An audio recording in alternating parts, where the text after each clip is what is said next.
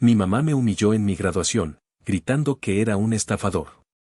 No sabía que yo ya tenía pruebas de que robó mi herencia para pagar sus deudas de juego. Su cara al final no tuvo precio. Si aún no estás suscrito al canal, haz clic en el botón de suscripción y activa la campanita para no perderte ninguna de nuestras historias. Tu apoyo significa todo para nosotros. Si esta historia te parece interesante, déjale un like. También me encantaría saber de qué ciudad eres, déjanos el nombre de tu ciudad en los comentarios. Ahora, empecemos con la historia.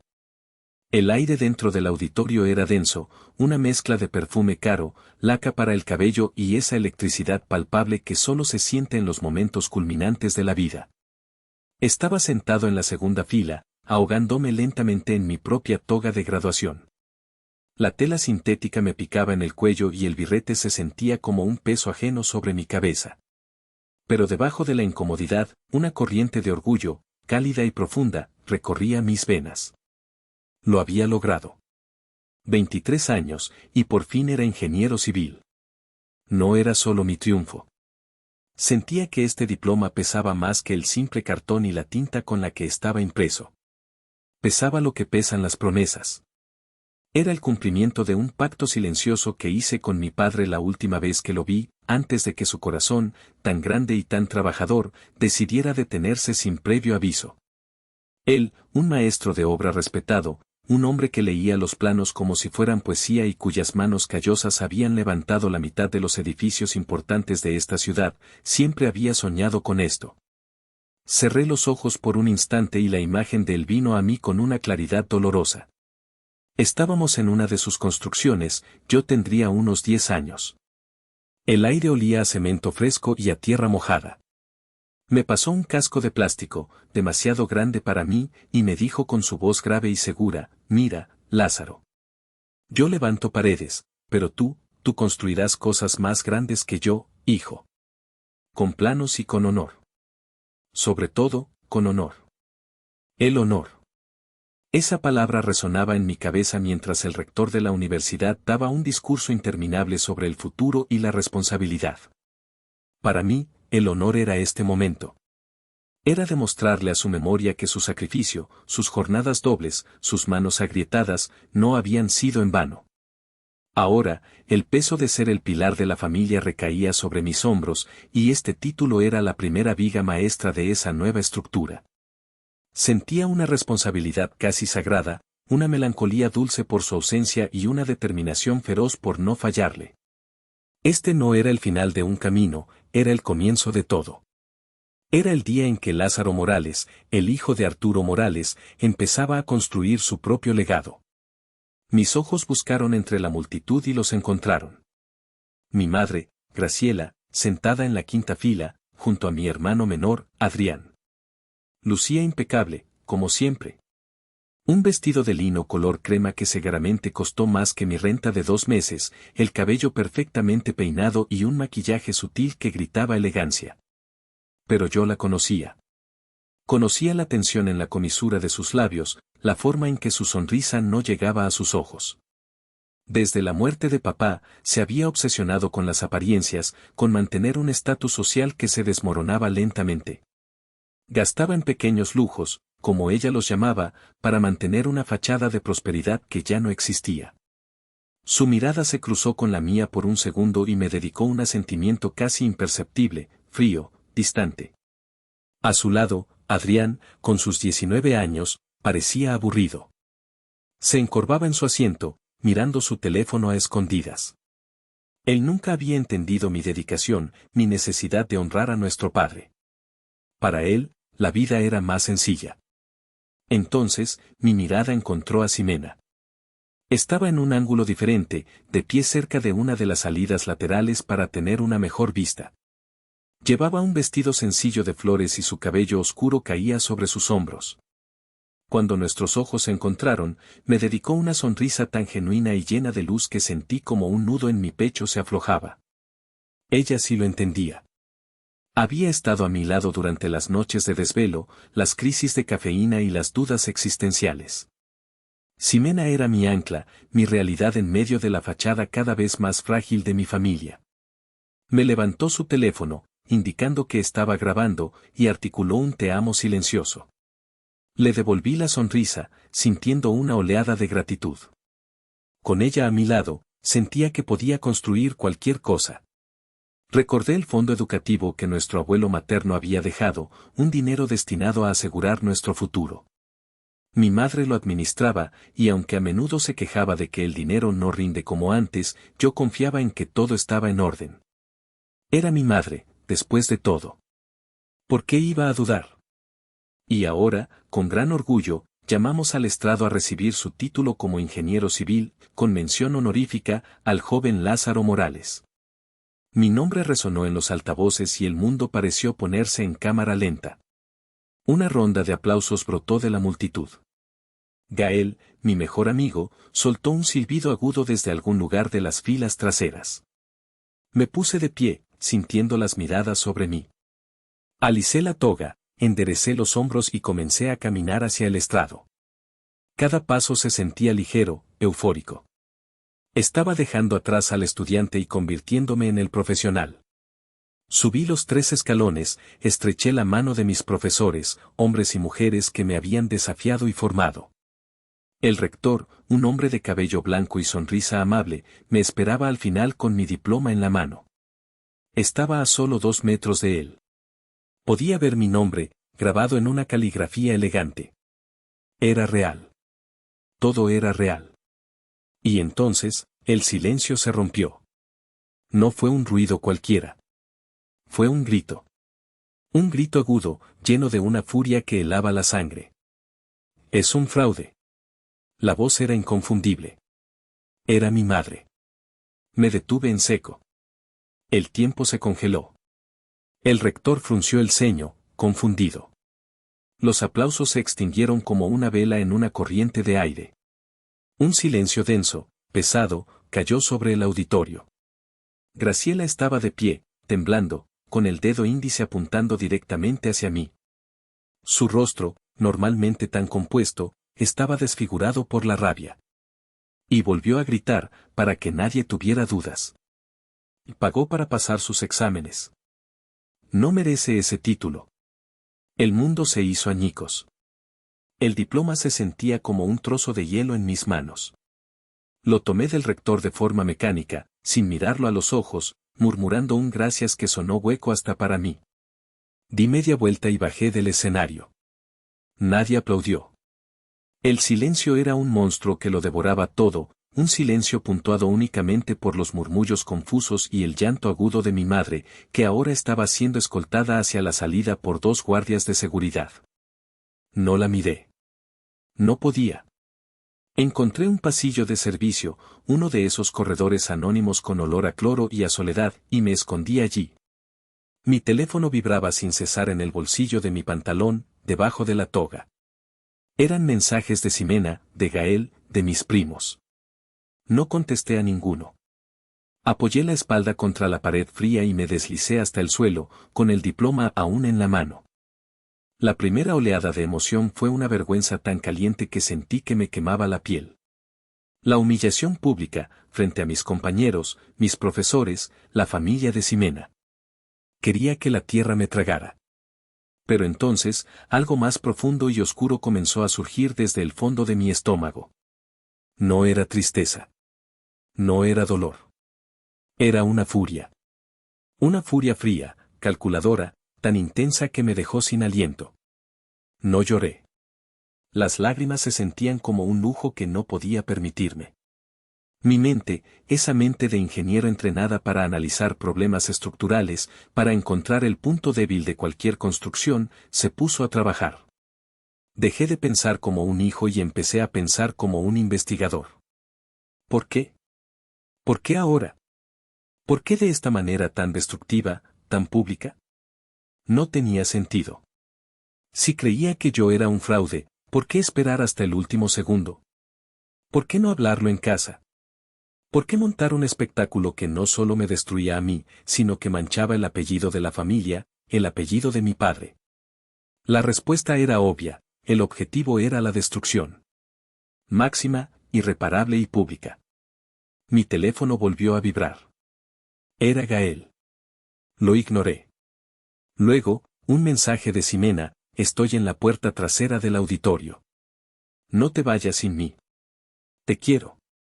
Me quedé allí sentado, respirando hondo, dejando que la furia se asentara y se convirtiera en algo más útil: determinación. Esto no era un simple arrebato de una madre desequilibrada. Esto era un acto premeditado. Era una demolición controlada. Y yo necesitaba saber quién había puesto los explosivos. Escuché pasos en el pasillo. Eran Gael y Ximena. Gael tenía los puños apretados y la cara roja de ira. Voy a matar a esa señora, Lázaro, te lo juro. ¿Cómo se atreve? Ximena, en cambio, se arrodilló frente a mí. Me quitó el birrete de la cabeza y me apartó el pelo de la frente con una suavidad infinita. Sus ojos oscuros estaban llenos de preocupación, no de lástima. Esto no es por un examen, Lázaro, dijo en voz baja, pero firme. Su calma era un bálsamo para mi caos interior. Esto es más profundo. Tenemos que ser inteligentes. Fríos. Como tú cuando resuelves un problema difícil. Tenía razón. El contraste entre mis dos amigos era claro. Gael representaba el impulso, la reacción visceral que yo también sentía. Ximena representaba la estrategia, la calma necesaria para navegar por la tormenta. Necesitaba a ambos. Pero, sobre todo, necesitaba la parte de mí que se parecía a Ximena. La parte que podía ver más allá del dolor y empezar a trazar un plan. El viaje de regreso a mi pequeño apartamento de estudiante fue un borrón silencioso. Ximena conducía mi viejo coche mientras Gael iba en el asiento trasero, maldiciendo en voz baja. Yo miraba por la ventana, viendo pasar la ciudad que pronto llamaría mi campo de trabajo, pero sintiéndome completamente ajeno a ella. Una vez en la seguridad de mis cuatro paredes, Ximena preparó un café cargado. Nos sentamos alrededor de la pequeña mesa de la cocina, la misma mesa donde había pasado incontables noches estudiando. El diploma estaba sobre la mesa, como una pieza de evidencia en la escena de un crimen.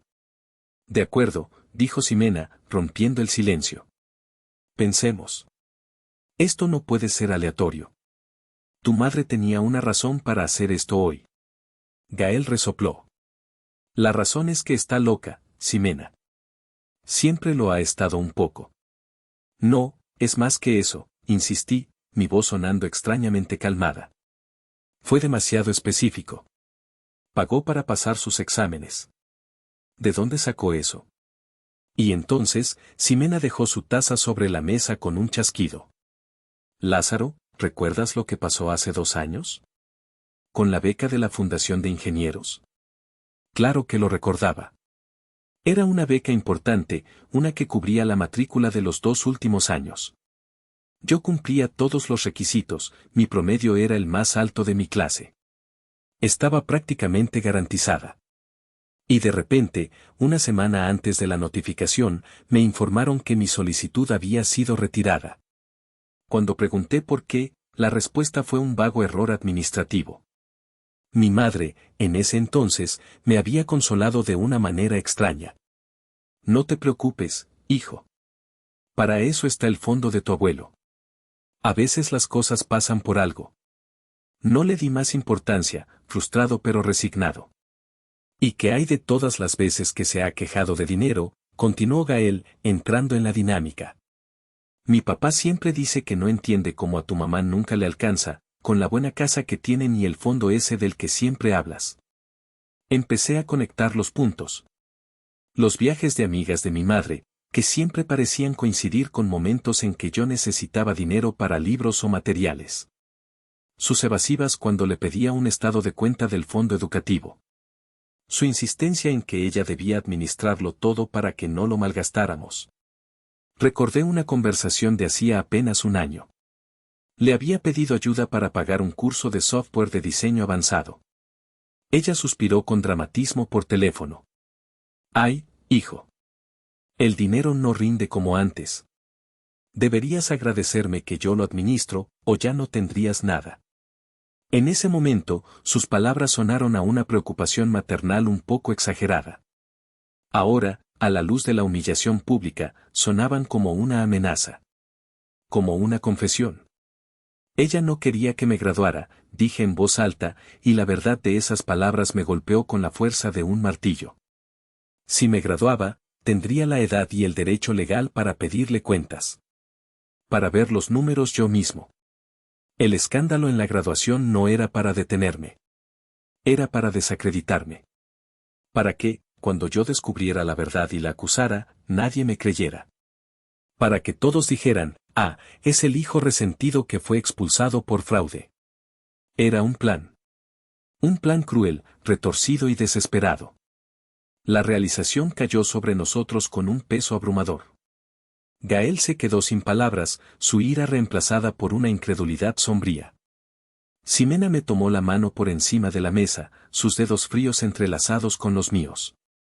Lázaro, si esto es verdad, comenzó a decir, pero no necesitaba terminar la frase. Si esto era verdad, mi madre no solo me había humillado. Me había estado robando. Había estado saboteando mi futuro mientras me miraba a la cara y me llamaba hijo. Sentí un escalofrío recorrer mi espalda, pero mi mente estaba extrañamente clara. La furia fría se había solidificado en un propósito inquebrantable. No podía vivir con esta mancha en mi honor. No podía permitir que el legado de mi padre, un legado de honestidad y trabajo duro, fuera profanado de esta manera. Necesitaba pruebas. Necesitaba la verdad, sin importar lo fea que fuera. Voy a contratar a alguien, anuncié. Gael y Ximena me miraron. ¿Alguien? ¿Como un abogado?, preguntó Gael. No. Aún no. Primero necesito los hechos. Todos ellos. Recordé una conversación con el padre de Gael, un abogado, que una vez mencionó a un tipo que usaba para casos complicados. Un ex policía que ahora trabajaba como investigador privado. El papá de Gael conoce a un tipo. Un investigador. Era un paso drástico, lo sabía. Y costoso.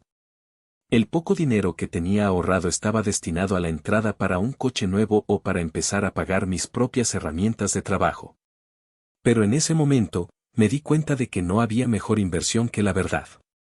Era la única herramienta que necesitaba ahora mismo. Estoy contigo, dijo Ximena sin dudarlo. Usaremos mis ahorros si es necesario.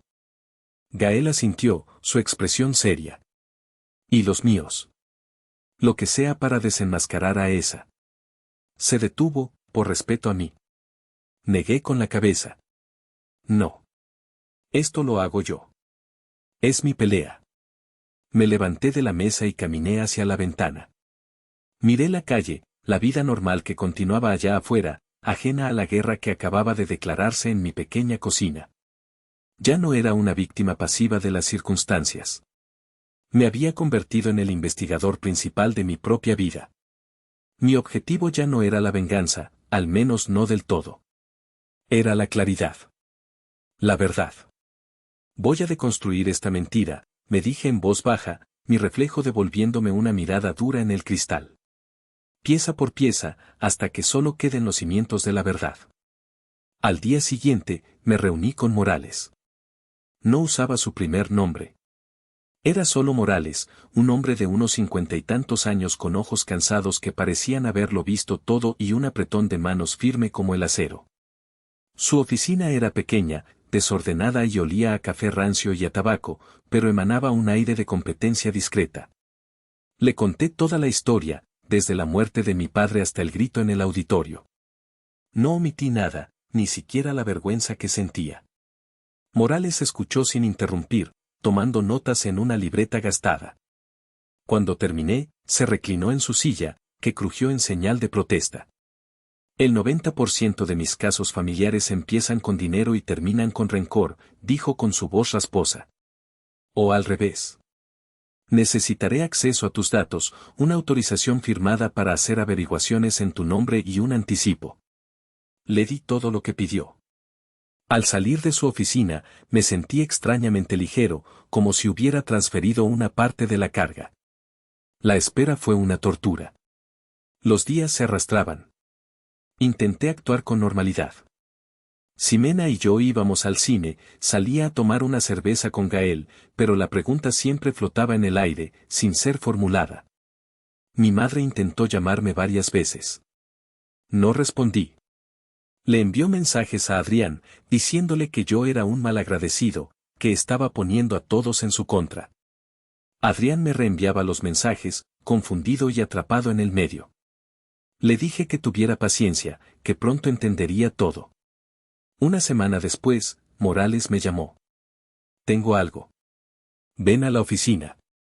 Mi corazón latía con fuerza mientras subía las escaleras. Morales no perdió el tiempo. Tenía una serie de documentos sobre su escritorio.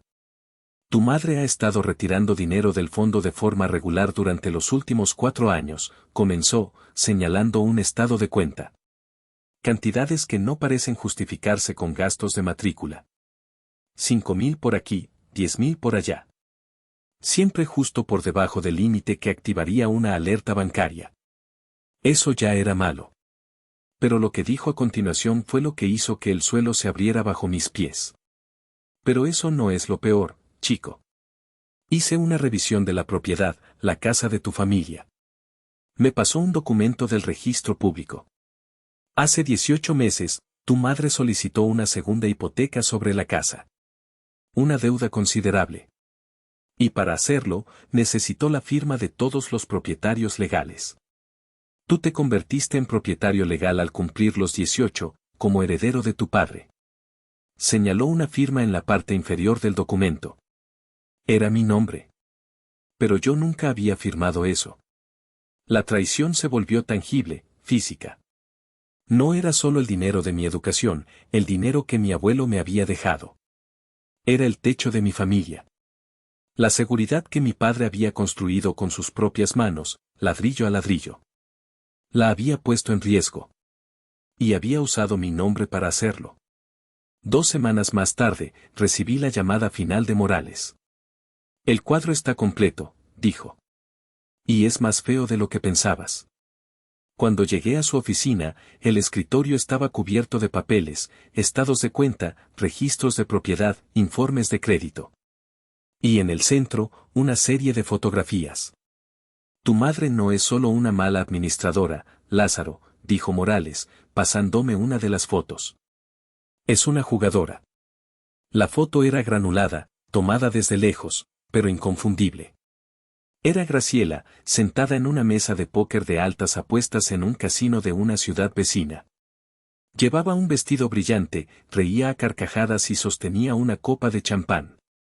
Parecía una reina, aparentando una riqueza y una despreocupación que contrastaban brutalmente con la imagen de madre viuda y sacrificada que proyectaba en nuestra ciudad. Había más fotos, en las máquinas tragamonedas, en la ruleta, siempre con la misma sonrisa febril y desesperada. Tiene deudas, continuó Morales, señalando un informe. Grandes. Con el casino, y probablemente con prestamistas no tan amigables. La segunda hipoteca sobre la casa fue para cubrir una parte. El dinero de tu fondo educativo ha estado financiando este vicio durante años. Vació tu cuenta y la de tu hermano casi por completo. Mi mente daba vueltas. El rompecabezas encajaba de una forma monstruosa. Los viajes de amigas. Las quejas sobre el dinero. Las mentiras. Todo. La firma en la hipoteca, susurré. Falsificada, por supuesto, confirmó Morales. Contraté a un perito calígrafo. Es una imitación decente, pero no perfecta. Alguien que no estuviera prestando atención la dejaría pasar. Un empleado de banco con prisa, por ejemplo. Y entonces, todo cobró un sentido terrible. La humillación pública. El grito en el auditorio. Fue un acto de desesperación, explicó Morales, como si leyera mi mente. Sabía que te ibas a graduar. Sabía que, como ingeniero, con un futuro por delante, empezarías a hacer preguntas. A pedir cuentas. Necesitaba destruirte antes de que tuvieras la oportunidad de hablar. Si lograba que te expulsaran o que tu título fuera invalidado por fraude, tu palabra no valdría nada. Serías el hijo delincuente y resentido. Ella sería la víctima. Fue su póliza de seguro. Me quedé mirando las fotos de mi madre, riendo en el casino. La mujer que me había dado la vida, que me había enseñado a atarme los zapatos, que me había cuidado cuando estaba enfermo. Y me di cuenta de que no la conocía en absoluto. Había estado viviendo con una extraña, una actriz que interpretaba el papel de madre mientras, a mis espaldas, demolía sistemáticamente el futuro de sus propios hijos para alimentar a sus demonios. El dolor fue inmenso, un océano de pena por el chico que había creído en ella, por mi padre que había confiado en ella, por mi hermano cuyo futuro también había sido robado. Pero debajo del dolor, la furia fría seguía allí, ahora convertida en una certeza de granito. Ya no había vuelta atrás. El puente entre nosotros no estaba roto, había sido dinamitado, y era ella quien sostenía el detonador. Pagué a Morales, le di las gracias con una voz que no reconocí como la mía y salí de su oficina con una copia de cada documento, de cada foto, de cada prueba. La evidencia era mi armadura. Y me dirigía a la guerra. Conduje hasta la casa donde crecí. La casa que mi padre había diseñado, cuyas paredes él mismo había ayudado a levantar. Ahora se sentía como un mausoleo, un monumento a una mentira. Graciela me abrió la puerta, su rostro mostrando una sorpresa fingida. ¿Lázaro? Hijo, qué milagro. Estaba tan preocupada por ti. Intentó abrazarme. Di un paso atrás, levantando la carpeta que llevaba en la mano. Tenemos que hablar, Graciela. El uso de su nombre de pila la descolocó. Su sonrisa vaciló. Entramos en la sala de estar, la misma sala donde habíamos celebrado Navidades y cumpleaños. Me senté en el sillón de mi padre y empecé a sacar los papeles, uno por uno, colocándolos sobre la mesa de centro. El estado de cuenta del fondo. La copia de la segunda hipoteca. Las fotos del casino. Ella observaba, su rostro pasando de la confusión a la palidez y luego a una ira contenida. ¿Qué es esto?, siseó, aunque sabía perfectamente lo que era. Esto, dije con una calma cortante que me sorprendió a mí mismo, es la verdad. Esto es a donde fue el dinero de mi educación. Esto es cómo pagaste tus deudas de juego. Y esta, añadí, empujando la foto de ella en la mesa de póker hacia adelante, eres tú. La verdadera tú. No sabes de lo que estás hablando, intentó, su voz temblando. Yo administré ese dinero para protegerlos. Ustedes lo habrían malgastado. Malgastado, repliqué, mi voz subiendo de volumen por primera vez. ¿En libros?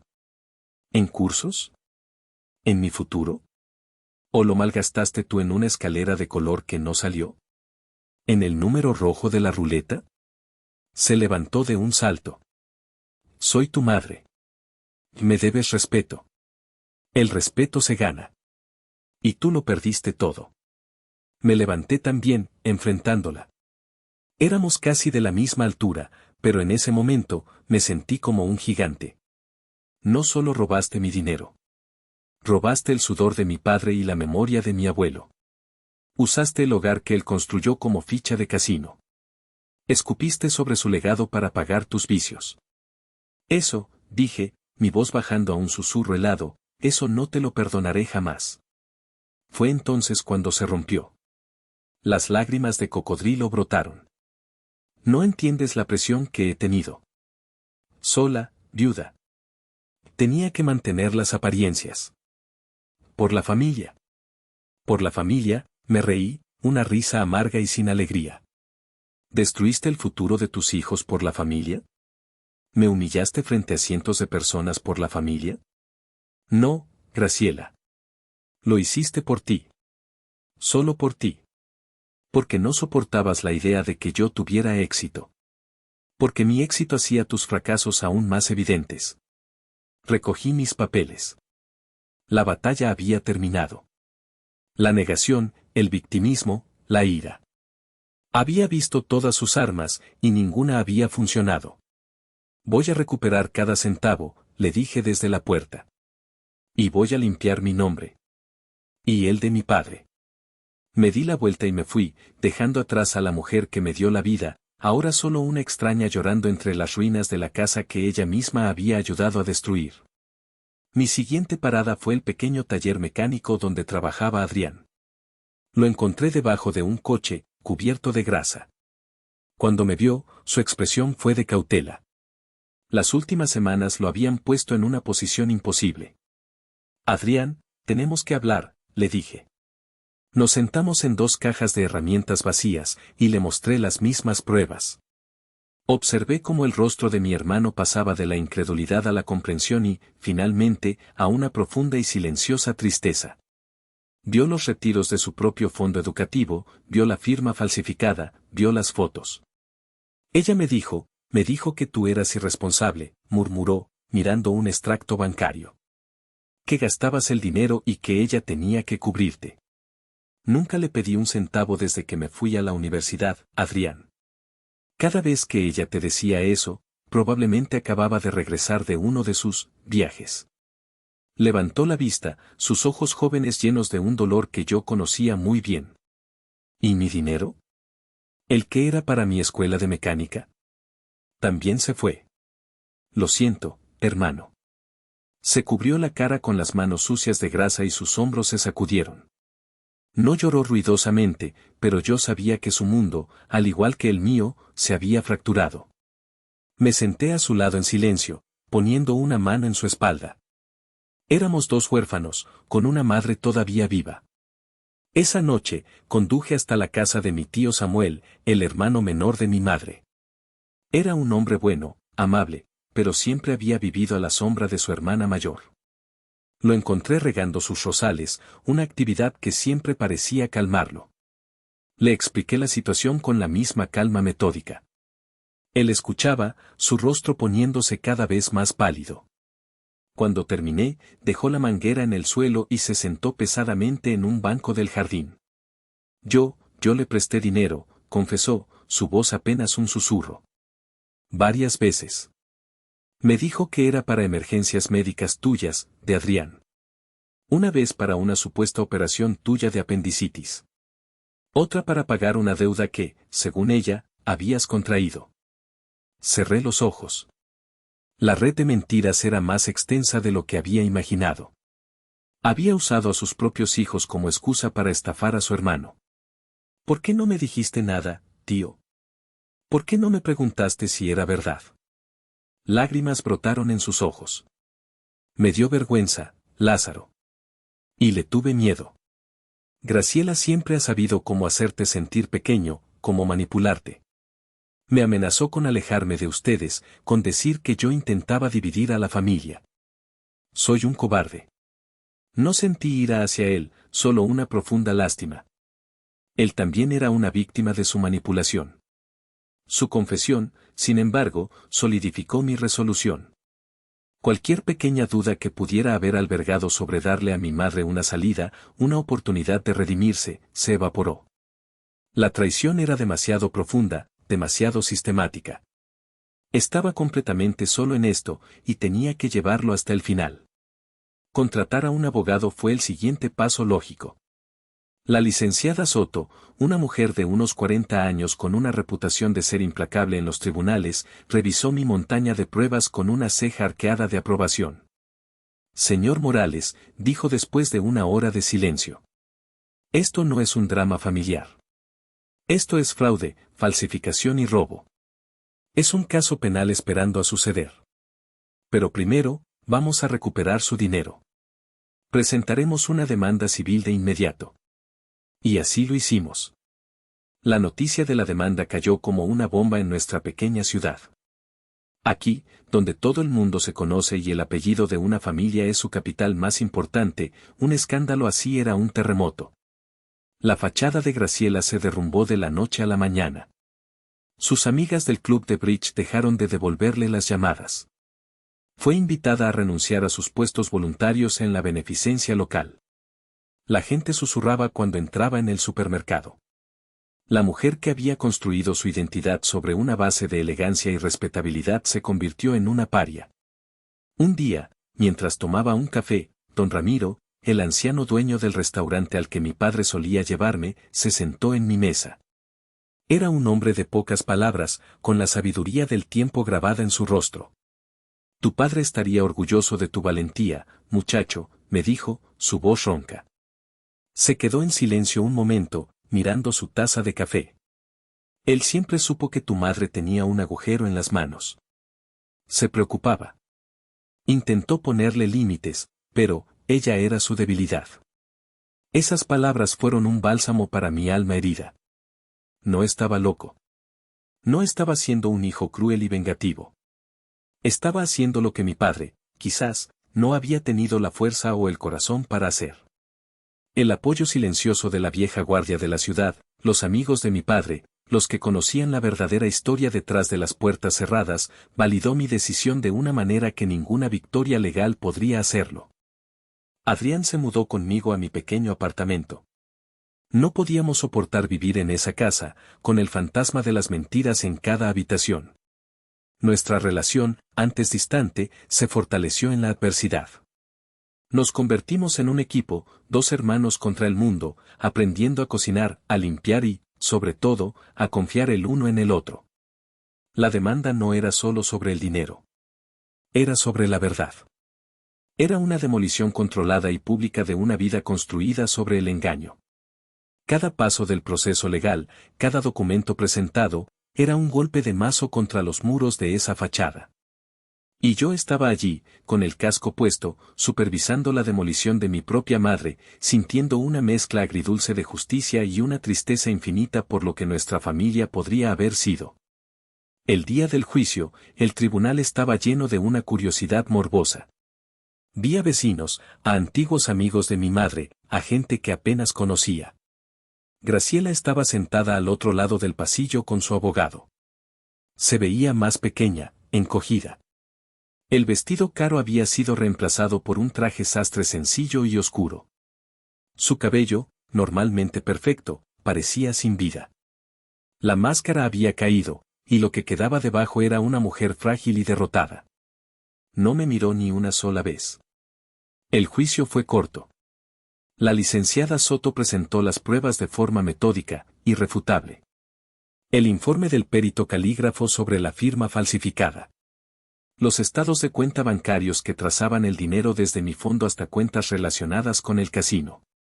Los registros de la hipoteca. Las fotos. El abogado de mi madre intentó argumentar que era un malentendido familiar, que ella actuaba en el mejor interés de sus hijos. El juez, un hombre mayor con una expresión severa, apenas lo dejó terminar. Cuando el juez emitió su veredicto, su voz resonó en la sala silenciosa. Este tribunal encuentra que la demandada, Graciela Fuentes de Morales, cometió fraude sistemático contra sus hijos, Lázaro y Adrián Morales. Se ha demostrado más allá de toda duda razonable la malversación de fondos, la falsificación de documentos y el abuso de confianza. Hizo una pausa, mirando directamente a mi madre. Por lo tanto, se le ordena la restitución total de los fondos sustraídos, más daños punitivos por el dolor y el sufrimiento causados. La casa familiar deberá ser vendida para cumplir con esta sentencia. Graciela emitió un sollozo ahogado. Pero el juez no había terminado. Adicionalmente, debido a la naturaleza criminal de estos actos, este tribunal remitirá el caso completo a la Fiscalía para que se inicie un proceso penal por fraude y falsificación. El golpe del mazo sonó como un disparo. Fue entonces cuando mi madre se derrumbó por completo. Se dobló sobre sí misma, sollozando de una forma desgarradora, incontrolable. Su abogado intentó calmarla, pero era inútil. Y en ese momento, mientras la mujer que me había traído al mundo se deshacía, yo no sentí triunfo. No sentí alegría ni satisfacción. Solo un vacío inmenso y una finalidad sombría. El proyecto de descubrir la verdad había terminado. La demolición estaba completa. Y entre los escombros, no quedaba nada que rescatar. No la miré llorar. Mantuve la vista al frente, hacia la puerta de salida. Era hora de empezar a construir de nuevo. Pasaron los meses. La casa se vendió. Después de pagar las deudas y los honorarios legales, el dinero que recuperé fue considerable. La fiscalía presentó cargos criminales contra Graciela. Su sentencia fue suspendida a cambio de tratamiento obligatorio para su adicción al juego y servicio comunitario. nunca más volví a hablar con ella. Lo primero que hice fue asegurar el futuro de Adrián. Pagué por adelantado su formación completa en una de las mejores escuelas de mecánica del estado. Ver la esperanza y la gratitud en los ojos de mi hermano fue el primer ladrillo de mi nueva vida. Con el resto del dinero, no compré un coche de lujo ni un apartamento elegante. Compré un modesto terreno en las afueras de la ciudad. Un pedazo de tierra, lleno de posibilidades. Mi primer proyecto como ingeniero civil independiente no fue para un cliente. Fue para mí. Diseñé una casa pequeña, funcional y honesta. Sin adornos innecesarios, sin fachadas falsas. Una casa con cimientos sólidos, construida con los mejores materiales que podía permitirme. Yo mismo supervisé cada etapa, a menudo cogiendo una pala o mezclando cemento, sintiendo la conexión con mi padre en cada músculo dolorido. Pero aún quedaba una parte importante del dinero. No me sentía bien guardándolo. No se sentía mío, se sentía como una deuda con el pasado, con el legado de mi abuelo y mi padre. Una tarde, mientras Ximena y yo mirábamos los planos de nuestra futura casa, tuve la idea. Voy a crear una beca, le dije. La beca de construcción Arturo Morales. Ximena sonrió, esa sonrisa que siempre parecía iluminarlo todo. Es perfecto, Lázaro. Establecí un fondo fiduciario. La beca ayudaría a jóvenes de entornos humildes, chicos y chicas que, como mi padre, tuvieran manos trabajadoras y grandes sueños, a estudiar carreras técnicas, ingeniería, arquitectura, construcción. Era una forma de transformar el dinero robado en una herramienta para construir futuros. La escena final de esta parte de mi vida no ocurrió en un tribunal ni en una oficina de abogados. Ocurrió meses después, en mi terreno. La estructura de nuestra casa ya estaba levantada. Adrián había venido a ayudar, y Gael y Ximena estaban allí, preparando una carne asada sobre una parrilla improvisada. Estaba de pie, mirando los cimientos, los muros que se alzaban hacia el cielo. Ximena se acercó y me abrazó por la espalda.